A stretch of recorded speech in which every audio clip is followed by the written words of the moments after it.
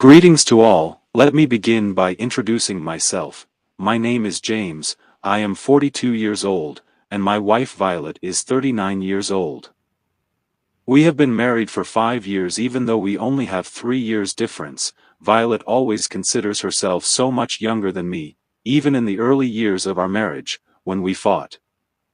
Violet would blame it on our age difference, even though it was due to our distinct personalities. Violet had always been the more outgoing, cheerful, and fun person.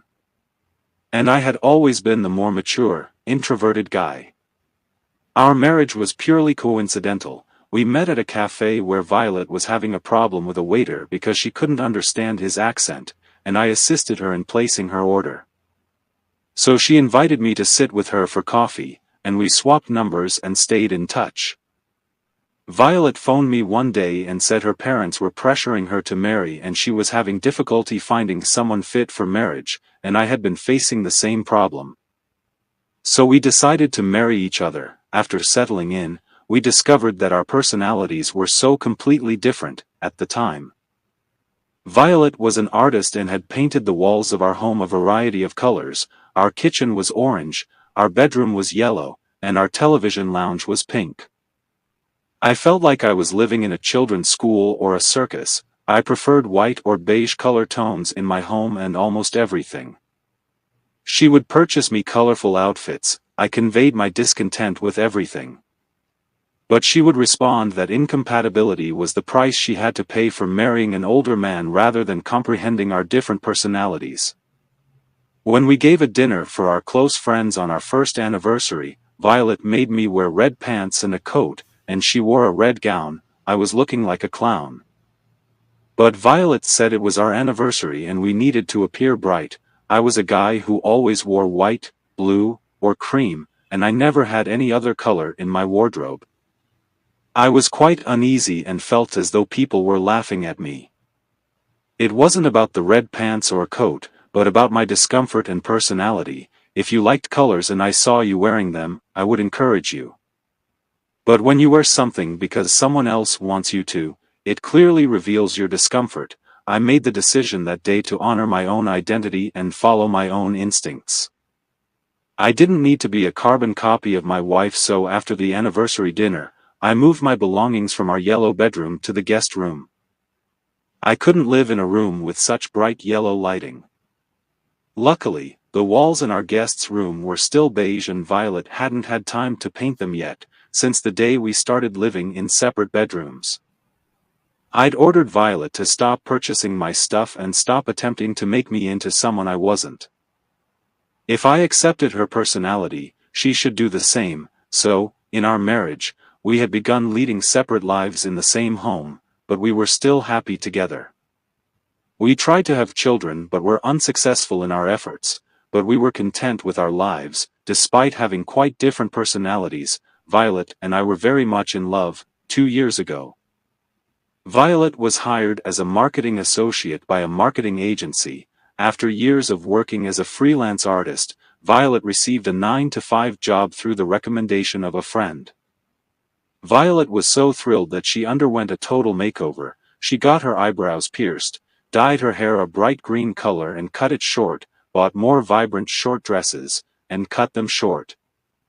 I was surprised by her new appearance and informed her that she didn't need anything else. All she needed to do was be herself, as she already had cheerful personality, but she said she would have to compete with young millennials and Gen Z, and in order to work in marketing, she needed to look modern. She began her job and entirely devoted herself to her work. I felt ignored but supported her in her new path. I was working as a manager at a private corporation and spent most of my free time at home watching sports, while Violet spent her weekends attending various work events or socializing with coworkers. She held a lunch for her coworkers one weekend and introduced me to them. They were all enthusiastic, cheerful folks who were playing guitars and video games at our place. Violet appeared to be one of them, and I couldn't compete with their energy. Violet's coworker Corey continued mocking me about everything. Corey was around 28 years old. Corey declared me boring when I was discussing politics, and Violet laughed and added, "I warned you all about my husband. I felt disrespected and encouraged Corey to behave properly, but Violet defended him, saying he was only kidding and I was overreacting because I was old. I left the living room and went to my room to find some privacy. After an hour, someone tapped on my door. I answered it, and it was Corey and Violet. They apologized and asked me to come outside for a tea. I didn't want to cause a scene, so I went outside, but I didn't get a good vibe from Corey. He was constantly making weird comments about everyone, and Violet was encouraging him. After her coworker left our home, Violet began yelling at me for acting impolitely even though it was Corey who was being disrespectful to everyone. I yelled back and warned Violet to never invite Corey to come over again. But she said that she can't break her connection with him since he is like a younger brother to her, due to the fact that Violet had no siblings. Violet had a history of emotionally attaching herself to people and making them her siblings. She considered my cousin as her sister as well, so I couldn't say anything now that she was considering Corey as her brother and was emotionally attached to him. So I simply told her to keep her distance, but a few days later it was Thanksgiving dinner at Violet's parents' place. And I had always enjoyed Violet's parents' company because they were wonderful people, so I was delighted to be invited there. We arrived at Violet's parents' house at 6 p.m. for Thanksgiving dinner. I was talking to Violet's father when the doorbell rang. Violet instantly opened the door, and Corey entered. I was surprised to see Corey there, but Violet said that she invited him because he was a family member and her brother. Violet's parents greeted him, and at the dinner table, Violet was telling him her childhood stories and Corey asked, "Why would a charming personality like Violet choose such an opposite person for marriage?" He was indirectly aiming his comments at me, so I told him, "Why would a pleasing personality like Violet select a rude person like you as her brother?" Violet wasn't interested in settling this dispute between Corey and I since she was loving all the attention. I informed Violet's father about Corey's earlier misbehavior, and he was outraged and took my side, saying he would never allow Corey at his house again, and Violet did not ask their permission before inviting Corey. However, Violet's mother was giving Corey more importance and calling him her son. So I took my mother-in-law to another room to tell her how rude Corey was and how Violet was developing an emotional attachment to him. My mother-in-law calmed me down and told me Violet was raised alone as an only child, so she had a tendency to form close connection with people. My mother-in-law reassured me that I shouldn't be concerned if Violet thought of Corey as her brother. I followed her advice and stopped caring about Violet and her co-workers. I had become busy with my work life, and a few days later Violet announced that she was going on a business trip to Bali with her company along with 2 other female co-workers. I was relieved of getting a house to myself. I like quiet home and watching sports alone, and Violet has a habit of talking and laughing loudly, so I was excited to finally get a few days for myself. In preparation for their trip to Bali, Violet was purchasing expensive outfits and summer clothes, spending more money than she earned. Since this was her first international vacation, she was quite excited. Before leaving, Violet asked me to look after Corey in her absence and to invite him to lunch. I responded okay despite the fact that I had no intention of contacting him. When I showed up at the airport to drop her off, she was looking extra glamorous in her short green hair and black suit. Her other 2 co-workers were decent-looking women who politely said hi to me, and Corey also came to say goodbye to Violet at the airport, when Violet was saying goodbye to Corey. I swapped phone numbers with Violet's co-workers so that if I can't get in touch with Violet, I can at least get in touch with them in case of any emergency. Corey and I said Violet farewell and headed back to our cars. I had a good time that week while Violet was away on her business trip. Every time I phoned her, she said she was too busy with work and seminars and instructed me to check on her parents and Corey. I did check on her parents but never bothered to contact Corey because I didn't care about him. It had been more than a week and Violet was still away on her trip and when her mom wasn't feeling well.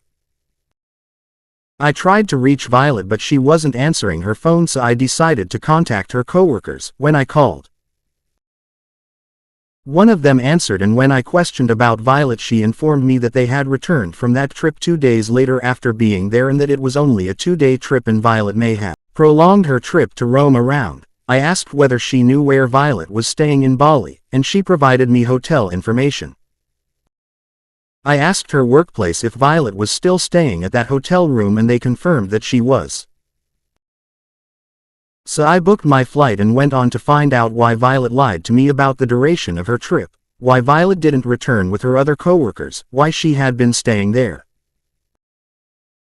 All of these things were bothering me, so I traveled to Bali. And went to her hotel, where I reserved a separate room for myself so that I could take a nap before reaching her.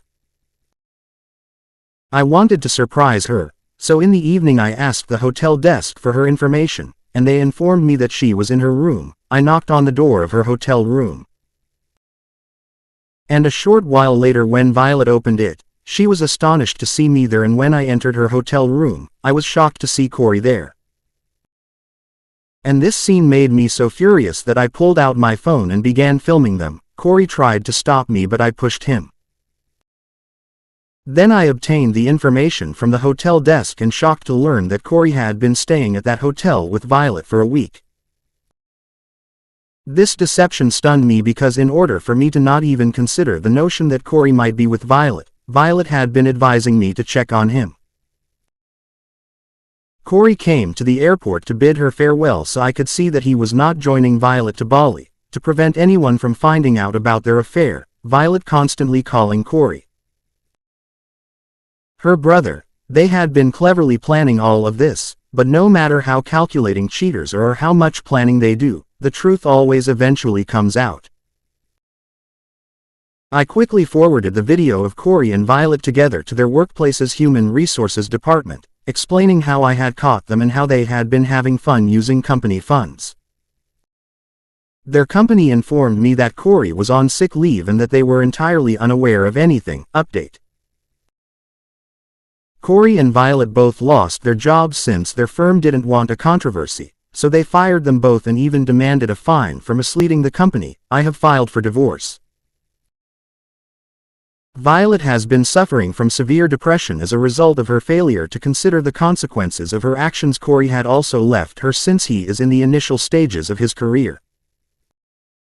He has lost one job, and he cannot risk further embarrassment now that I have distributed their videos to their coworkers as well. And everyone is calling them liars since they pretended to be siblings while secretly having an affair. Violet's parents support me.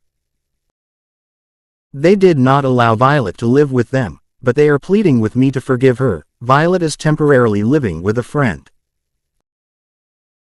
I blocked her phone number, so she now emails me, admitting her mistake and seeking for reconciliation. However, I have no intention of forgiving Violet. I can't imagine spending another day with her. Please let me know if my decision to be apart from her is the right one. How do I refuse Violet's parents' plea as they are pressuring me to forgive her? I appreciate you being here and hearing my story. Considerations and remarks are welcome in the comment section. Do not forget to like and subscribe to this channel. Take care, and have a nice day.